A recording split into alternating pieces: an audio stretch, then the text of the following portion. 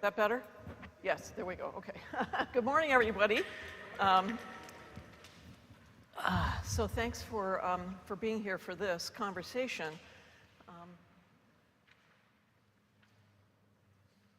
So one of the things that I've discovered in my ministry and my time is that I no longer use the term social justice. Social justice is become highly politicized, right?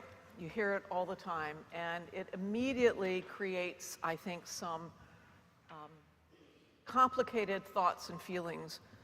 So the term that I use now is gospel justice, because I defy anybody to tell me I cannot talk about gospel justice, right? It is embedded in our scripture, it's embedded in our tradition, and I think it's a fantastic and clear phrase about what we as baptized Christians are called to deliberate about. But I also find it really a complicated idea and a complicated phrase, and particularly in terms of what it requires of me to understand and to respond to.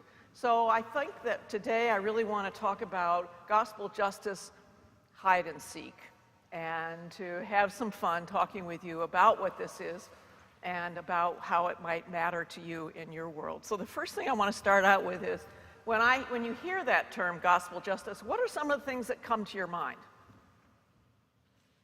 Hopefully something. What? Love thy neighbor. Okay. What else? Forgiveness. Okay.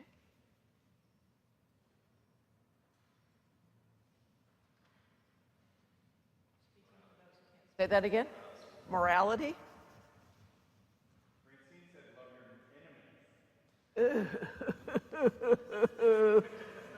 Really?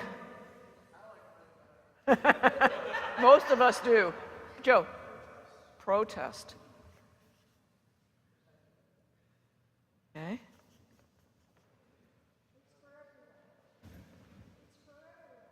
For everyone.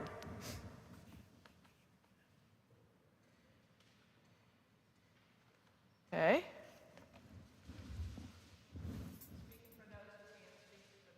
Ah.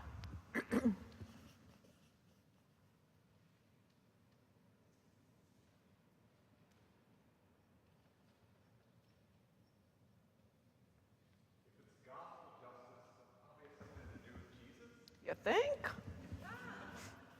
Okay. Good. Anything else?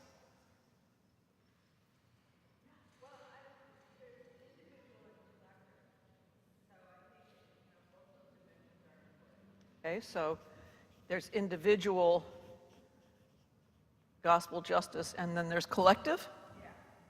Okay. By collective, I assume you mean community? Yeah. Okay, gotcha. Yeah, Patrick?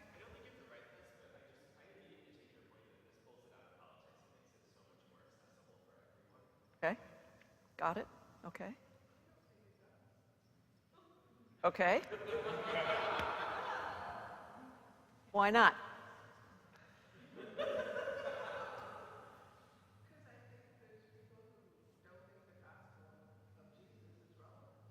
Right.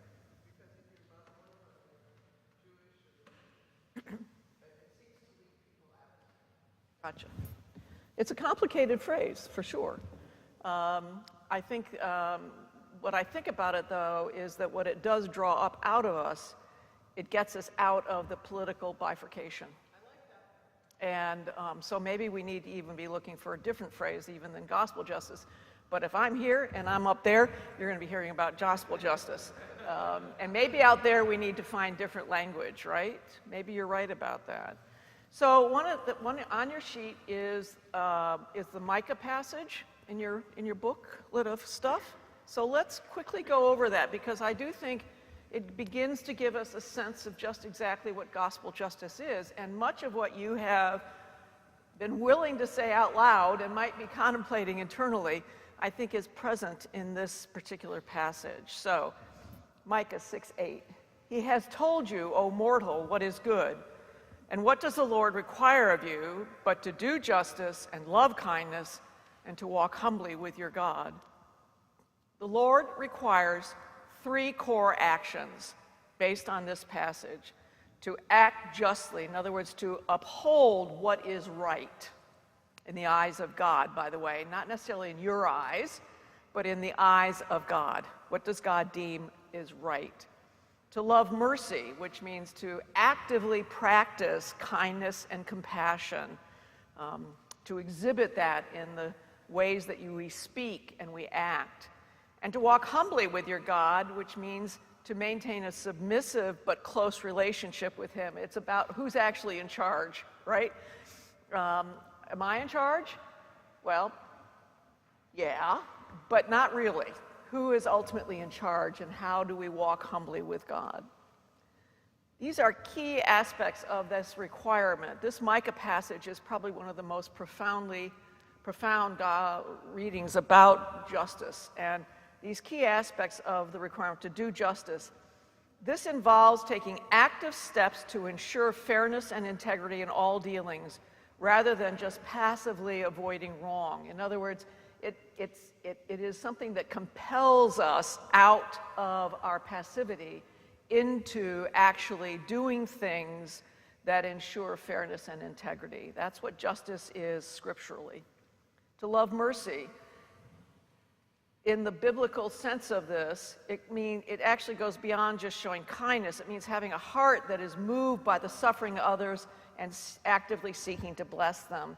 To love mercy is a great concept, but it is to actually be motivated beyond our being thoughtful and caring about others who are in difficulty, and to actually be moved by their suffering, and then to actively seek to do things that can bless their lives. And to walk humbly signifies living in a dependent daily relationship with God, setting aside pride, self-righteousness, and an overblown sense of importance. Oy vey. In short, it is a call to live our faith through moral behavior, compassion, and humble heart. I think that what this page gives to you all is a chance to understand what is behind the Hebrew in the scripture reading, and to get a sense that in the Hebraic language, these are words that carry a deeper concept to them. They're not just flat text. And I think it's important to be able to have the chance and the opportunity to understand that when the prophet says, right, do justice, love kindness, and walk humbly with your God, that there are some layers to that understanding that are worth thinking about and trying to understand as a person of faith. And that it really does call on us to look at those 3 words and to understand them at a much, much deeper level. Okay, any questions so far? Comments?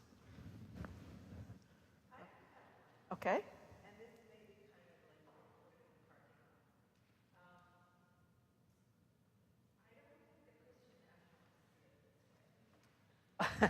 Right.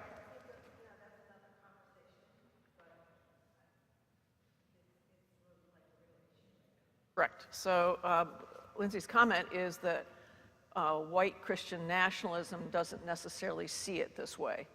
Anybody else want to make a comment about that before I do? Okay. I want to be abundantly clear that white Christian nationalism is not Christian. In its core, it violates so many of the demands of the gospel that it is really not a Christian enterprise in the way that we would understand it within the Episcopal Church, and certainly the way you would understand it here at Old St. Paul's. So I want to be really clear about that. Their value system and the things that they care about would be, in many ways, applicable to their own, but not beyond their boundaries, right? So they might do these things for one another, but that doesn't mean they would step beyond their boundaries and outside of themselves to do this for others. Okay? So for me, I don't find them particularly grounded in our faith and in our Christian understanding of the world. You may disagree with me, which is great and fine, but if you listen to them and you watch them, The ability to do justice, to love, kindness, and walk humbly, I think, is really exemplified amongst themselves and not beyond. Okay? Yeah. Okay? So Micah is, when you think about all of this that you put up here, it's embedded in Micah, right? Micah is just this incredibly terse but very deeply grounded understanding of what it means to do justice, to do gospel justice. And I think it's important to understand the depth of that language beyond just the English, that the Hebrew has a very different understanding of what those words mean, and that gives you something to think about, right? Okay, so let's talk about gospel justice as a game of hide and seek, okay? So I want to share a story with you all. So remember on Easter, after the church service was over, we went over to the rectory for a wonderful reception. Wasn't that fun? It was great, wasn't it? So I left, and I'm walking back over here to get in my car, and I walked past a man in a wheelchair by himself, and walked right past him. And all of a sudden, I realized what I had done, and I stopped, and I looked back at him. He was not articulate, and I said, "Are you okay?" And he rubbed his tummy. And I looked at him, and I said, "I'm sorry, I don't have any food." And I turned around, and I walked away. And I thought to myself afterwards, oh, Florence, you had money in your pocket, and you could have gone back to the rectory and gotten a plate of food and brought it to him. But I was in a hurry because I was meeting friends for lunch. And I walked away, and I walked away, right? So I had at least the nominal spiritual presence to stop and ask if he was okay, but clearly wasn't going to do anything about it. Right? And so for me, it is still a game sometimes of hide and seek. Sometimes I want to just hide from what the gospel is asking me to do, but am I also not called to seek? And so on Easter, of all the freaking days that I did this, I walked away from this guy. I literally walked away from him, right? So I'm curious, what should I have done on Easter, right? So have you all had experiences like that? Right? Okay.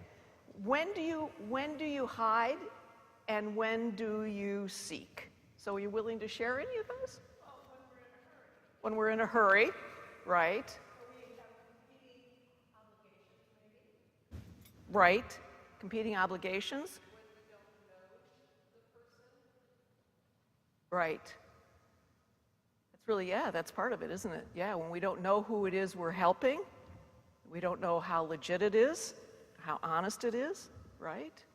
And we feel unsafe. Yeah. Yeah. Anybody else want to share a time when?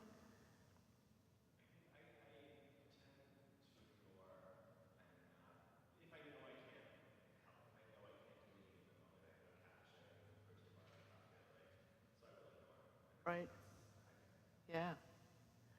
In the parish that I served before here, we had an ecumenical assistance center. And at one point, the woman who was in charge of it, the executive director, anytime somebody came to the door of the church, I gave them something, right? Because I just couldn't not do that in church, right? And she came to me and she sat me down, and she was a woman of African descent who was just a hoot. She was a former school principal in the city of Baltimore, so she really knew what she was doing. And she sat me down and she said, "You stop doing that." And I looked at her and I said, "I can't, it's justice." And she said, "You stop doing that because you don't know who they are, and we're going to screen them." And I said, "Yes, ma'am." And I don't mess with principals. And she had some of the same concerns that have just been named, right? Because you don't know if you're getting scammed, and you're not probably helping somebody necessarily find a way up and out of the need to ask for assistance. And so how we respond to people, I think, is equally important. I couldn't hide when I was in church, but clearly I can hide walking over from the rectory. So different times and different circumstances, I think, give us each that part of us that sometimes responds and sometimes doesn't, and all those filters through which we have to make choices and decisions, right? Am I going to be safe? I don't know who this person is. I don't know if this is a legitimate story. I don't know, why is this man in a wheelchair in the middle of the road or the sidewalk? You know, does he have a place where he lives? You know, and all that kind of stuff. And so there is, I think, sometimes inside of us that resistance that says, is this really worth doing? Is this something I should do? But then what do you feel like if you walk by it? Say that a little louder, please. Total shit, right? That's my kind of language, yes.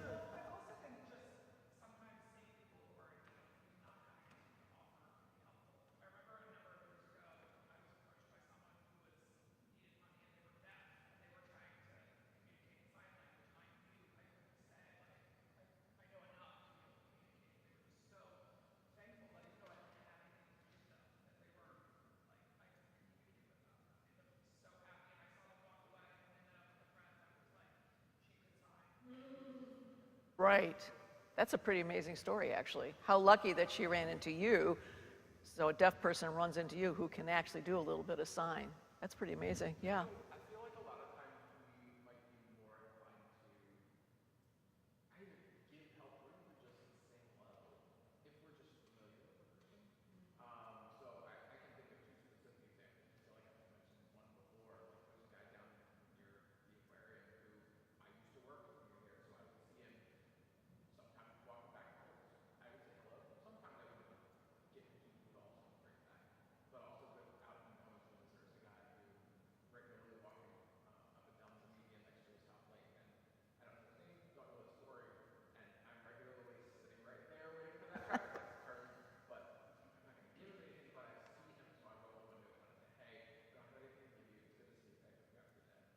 Yeah, yeah, okay, gotcha.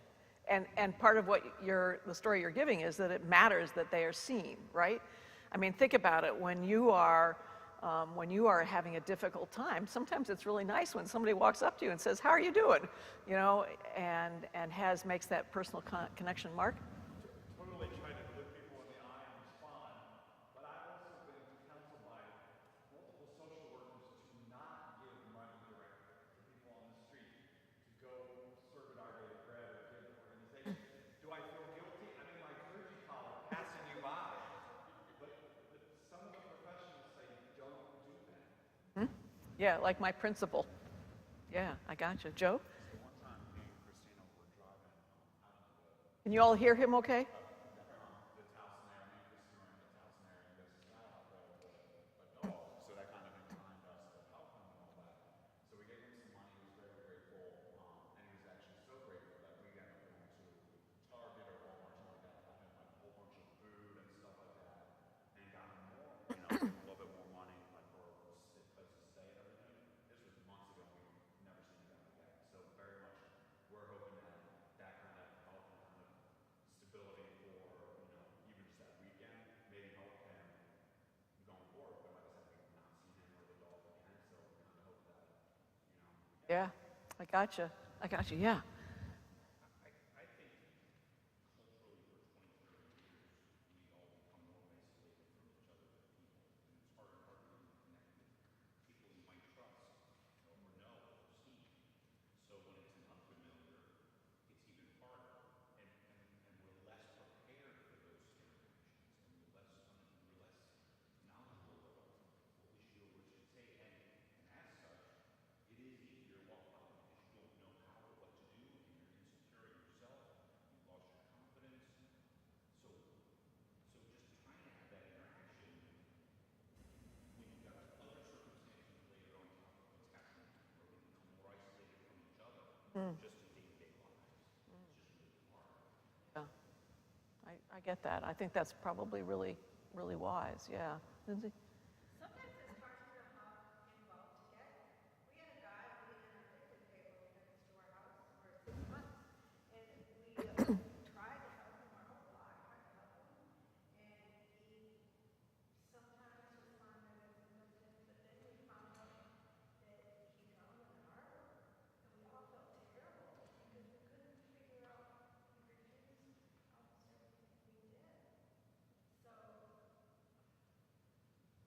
really complicated, isn't it? I mean, it really is complicated. As I said at my last church, we actually had sequential homeless people live on our campus. And at one point, the congregation went to this one woman and found out that she had relatives down in Carolina. So they got together and they got her a ticket and got her down to her family in Carolina, and in 2 weeks she was back. Because that was her place. And there are ways that we cannot always understand what is in how things are being processed, right? We thought we were doing something really amazing and wonderful, and nope, she came right back, and because that was her security, in a way. Yeah, Patrick. A little bit louder.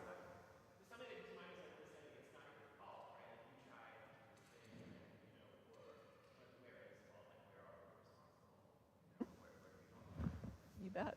I think it's really, this notion of what I love about Micah is its terseness and its clarity and understanding the deeper levels of what Micah was saying. I love that, but then it also is very challenging. And how do you apply it, right? How do you take that notion of gospel justice, and then how do you live that out in your life? What are some of the ways that you are being called to be a person of gospel justice as a person of faith?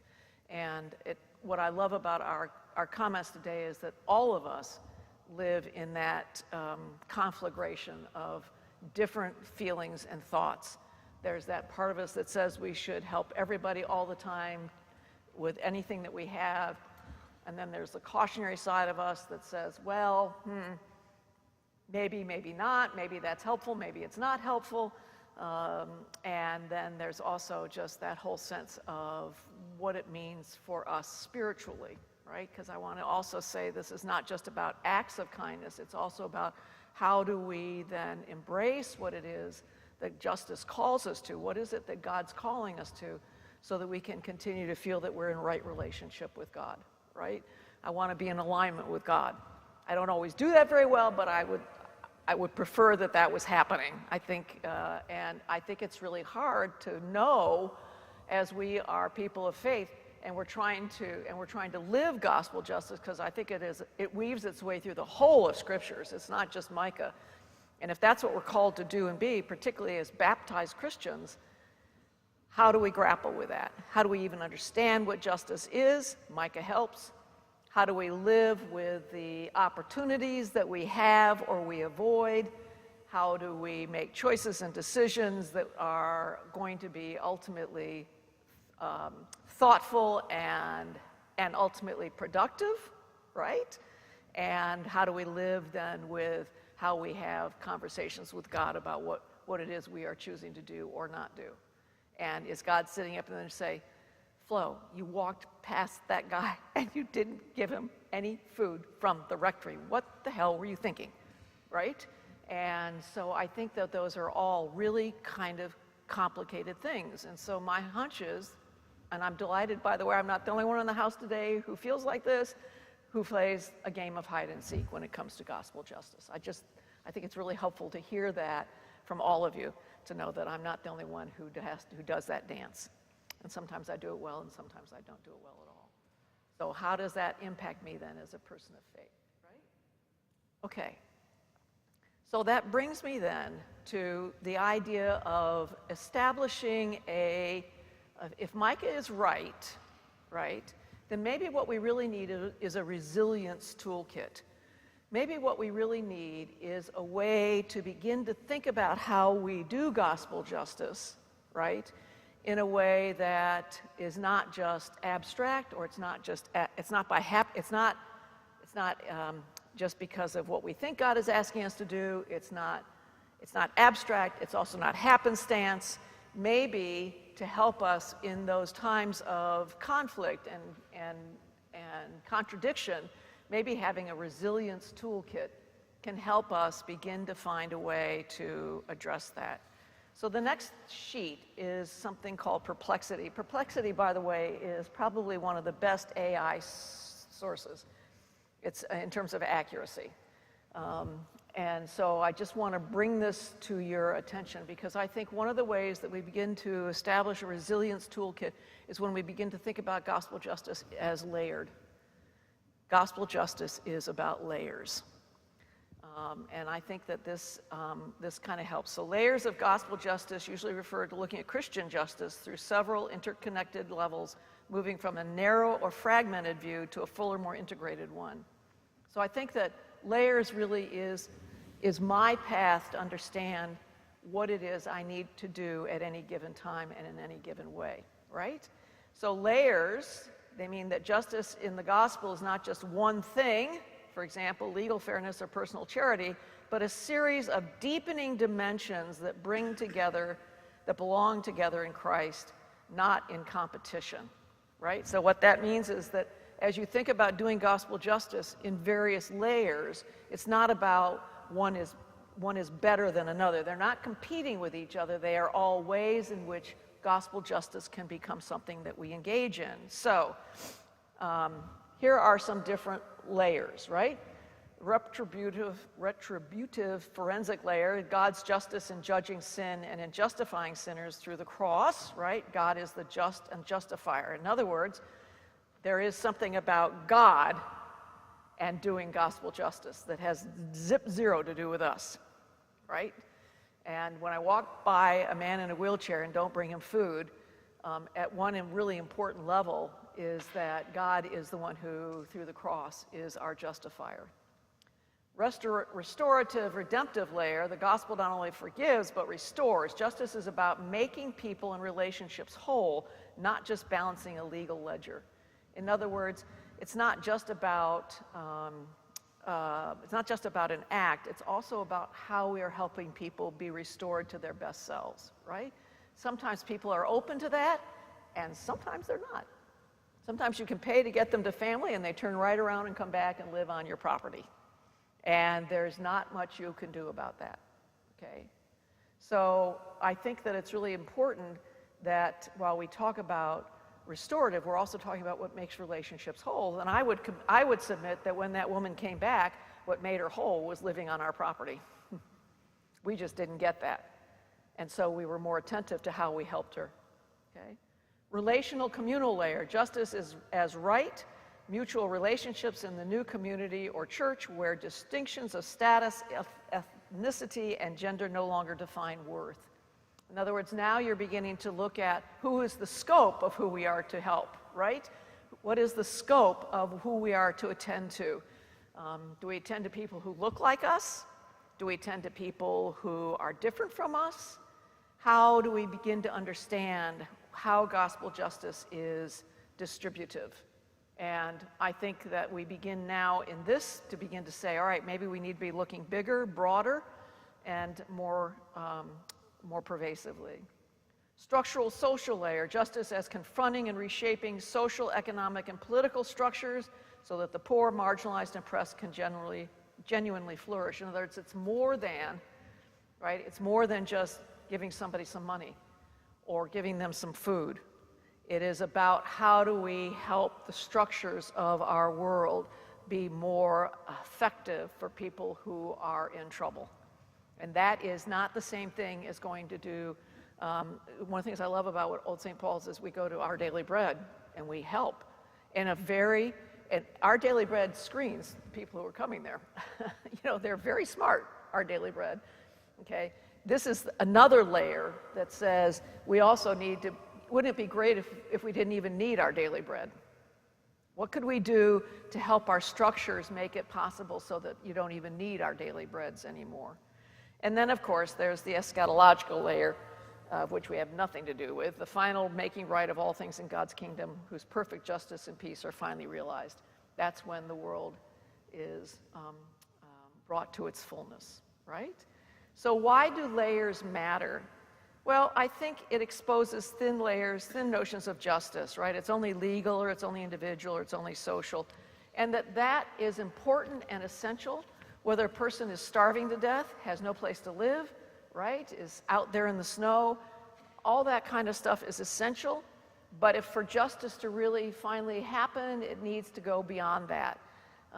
that there is a way in the scripture where justice, gospel justice in particular, is called upon in terms of the structures and the parameters of what needs to happen to help people then not have to be in those situations.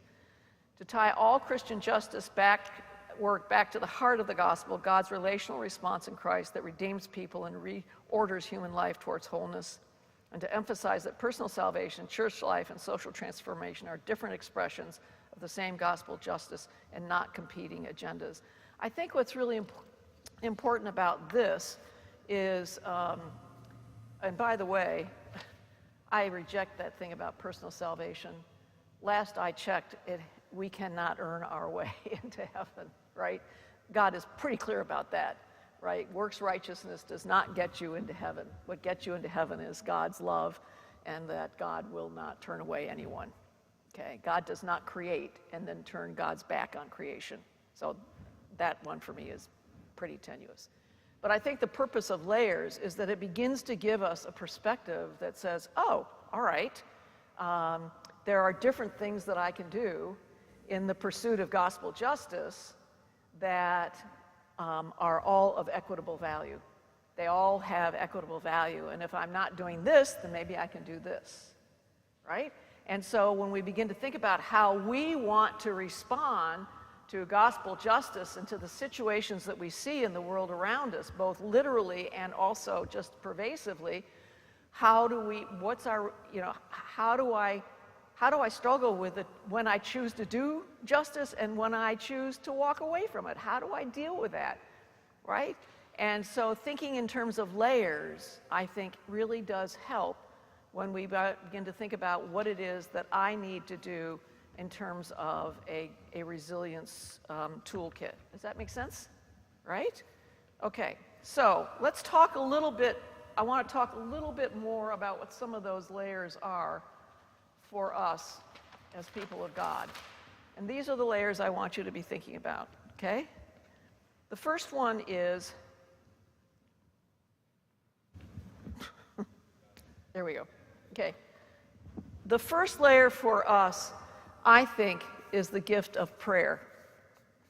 So I would tell you that that's the first thing that we do when we are trying to live out gospel justice, is it even in our prayers, right? Is it even anything that we bother to pray about? We do here on Sunday, we're very careful about that, but is that something that's in your prayer life every once in a while? That we are praying for the gift of Micah for the world. The second one that I think is critically important is the ability to learn. What do I need to understand? What do I need to understand about people who live on a picnic table for 6 months and end up drowning? What do I need to, under the table, right, gotcha. But what do I need to learn about the people that we see out there that I may or may not understand? I don't understand what's going on with them mentally, right? I don't understand what's happening. So what are the things we need to learn? What do I need to learn about our capacities as human beings to help people? What do I need to learn about poverty? What do I need to learn about unemployment? In other words, I think for me, to even begin to think about what I'm going to do, I need to learn about what is the situation that I'm trying to address, because I may not know it. I may not understand it. Okay.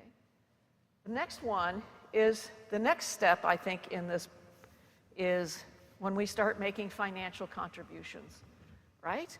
When we think about our daily bread, you all often donate time, right? But there are also organizations that really do the screening and the good work, and making contributions to them is a part of doing gospel justice.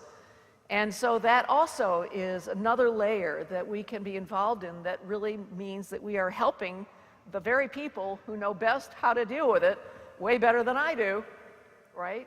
I still got to deal with the guy in the wheelchair on the street or on the sidewalk, but financially being able to contribute to those places that I know are making a much more substantive a difference in that person's life, maybe is what gospel justice is for me. The next thing I think is about how do we Community. How do we welcome people? How do we recognize that just because somebody is different than we are, that they are not welcome, right? One of the things that Old St. Paul's does incredibly well is there isn't anybody who walks through those doors that you all do not welcome. Doesn't matter who they are. Doesn't matter what they look like. Doesn't matter how they behave, right? Well, safely, right? There ought to be some restrictions here. But I'm saying that there is something about how do we then reach out to somebody who's not doing okay and make them feel welcome. It's the stories you shared about seeing somebody, right? Seeing somebody, and you could actually communicate a bit with them. That makes them a human being, right? If I'm standing on a corner and I'm asking for food and somebody does, nope, and everybody does this, right? Don't look at me, right? Then that diminishes me as a human being. But if somebody looks at me and throws down their car window and says, don't have anything but just want to say hi, that makes me a human being. That makes me, somebody recognizes me, somebody sees me, right? So welcoming somebody is also really important. But then the next step is, the next part of this then I think also is actions, right? If all those other things that we are doing, right? Prayer, right? If we're doing our prayers, I think that's essential, all right? We are learning about the issues that we want to address. I can't deal with all the issues, but I can pick an issue that I care about and give it my energy. Hunger, employment, housing. If I am tithing, right, as a faithful person, and some of my tithe is going to an organization that is helping do really amazing things, that's awesome. And if I'm looking at people and saying, you are a child of God, and I recognize that about you. You're not evil, you're not dumb, you're not, you're a human being, regardless of why you are where you are. Well, then the next thing is, what actions can we take to help? Well, that means you could actively feed, right?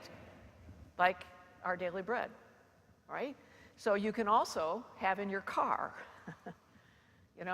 some things that you can that are there just to hand out to somebody standing on the corner with their signs. They're always vets, right? And they're always homeless.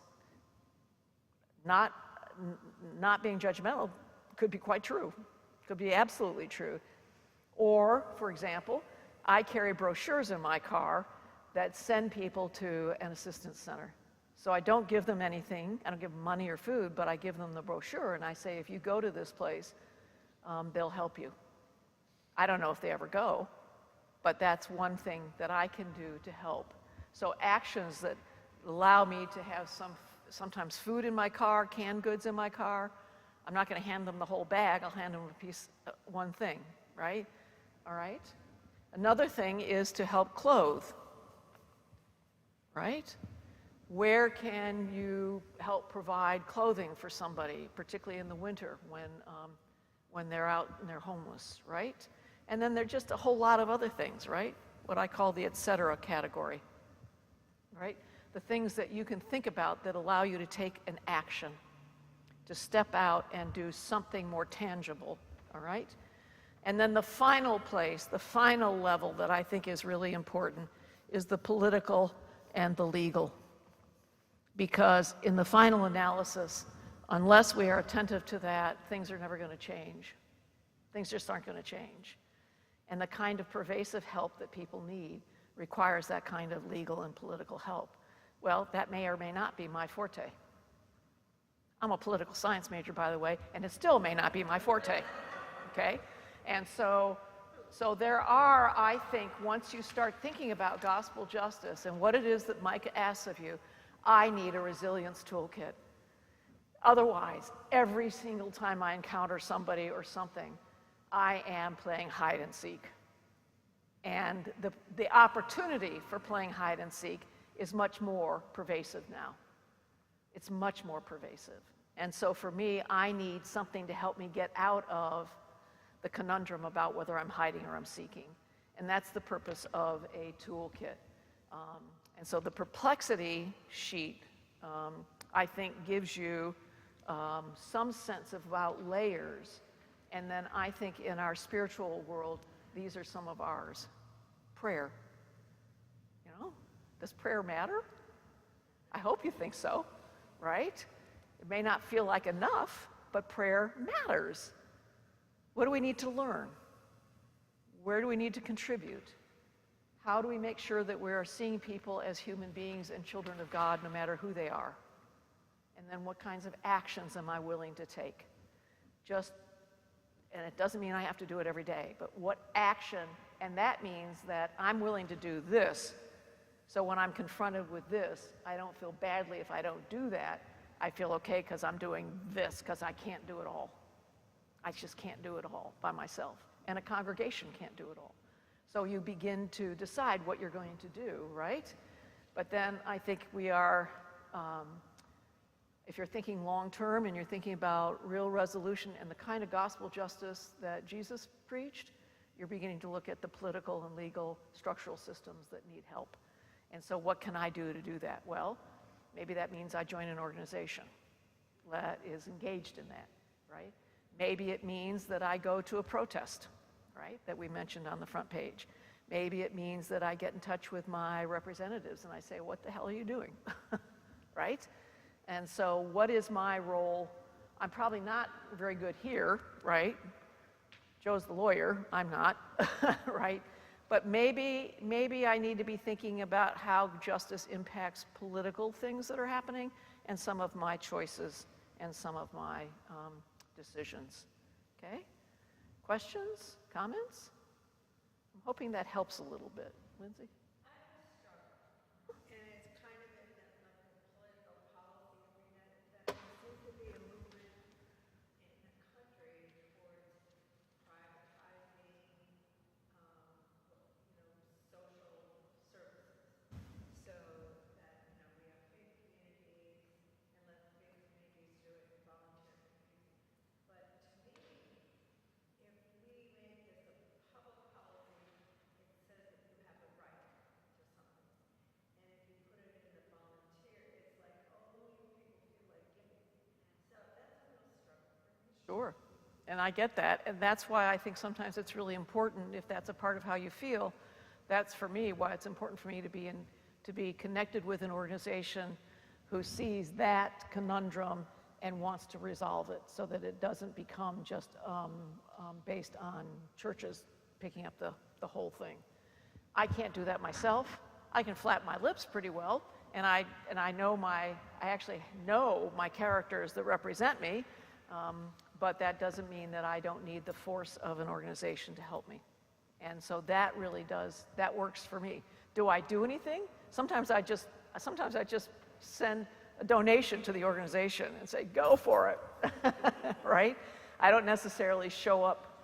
Sometimes I do, sometimes I don't. But I think that all of that gives me a better sense of not walking away from gospel justice. And I am saying that no one of those has precedence over another. And sometimes what you end up by having to do is you have to follow the layers.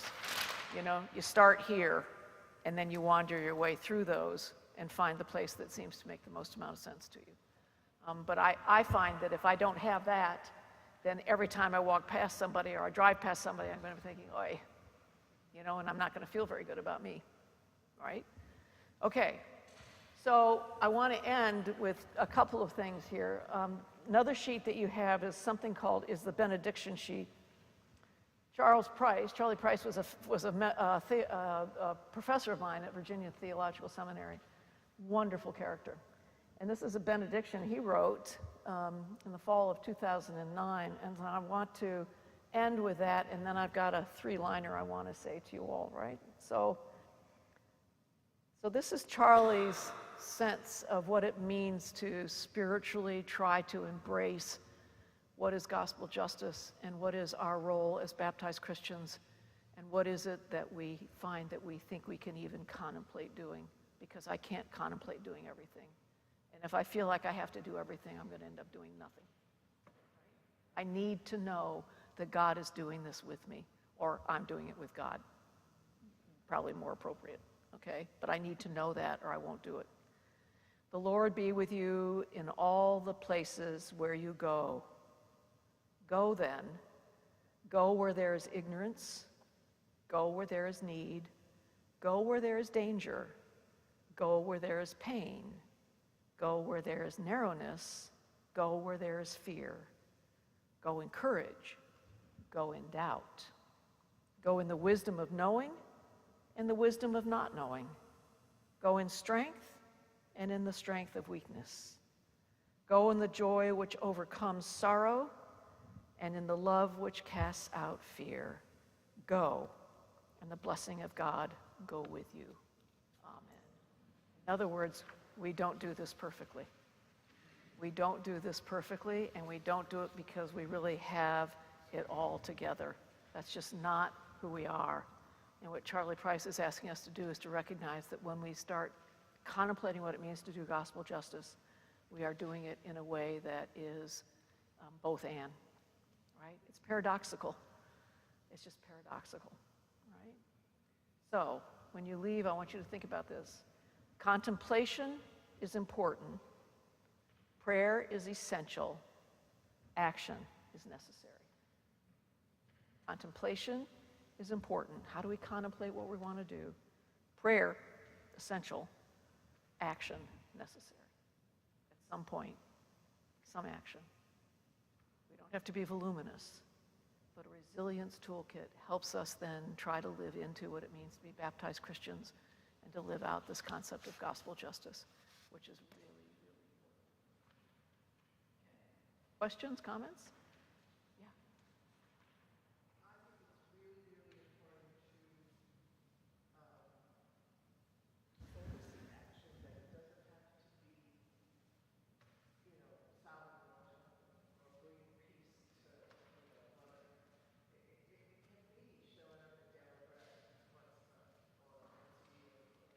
Yes.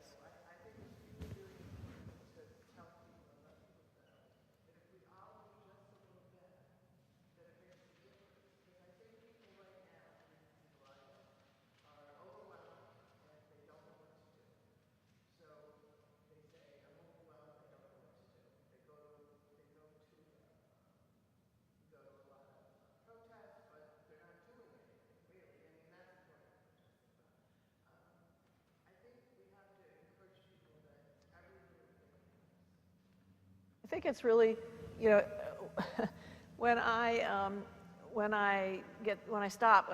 the one who gets stopped at the stoplight and the homeless guy's right here, and I pull out my brochure and I give it to him, right? Or I pull out the place where I'm going to recommend he go get help. He always thanks me very much, and I think to myself, you're probably never going to go there, right? And then I think, I should be doing more, I should be doing more, I should be doing more. I think that's the erroneous part. That's the seduction of our baptismal vows and the seduction of doing gospel justice, that somehow or other I have to do more. All I'm saying to you today is I think God asks us to do something. And if everybody actually did something, it would make a difference, okay? It's not about whether I'm good enough at it. It's not about whether am I good at it? Do I do enough? Maybe, maybe not, but I don't think that's what this is about. This is about my doing something that puts me in right relationship with God, and that I am doing my best to be responsive to what God asks of me. I'm being responsive to what Micah is asking me to do. And if it's always about whether I'm doing enough, I'm here to tell you all, you're never going to do enough. You will never, ever be able to do enough, right? But I think I have to do something. And if I can do something, then I'm banking. It'll take me less time to talk my way into heaven. Okay? Any other thoughts or comments? What I hope is that this just gives you something to think about, something to muse about, and something that helps us each in our own way find that core spiritual grace to help us be God's faithful people. Okay? All right, good, we're done.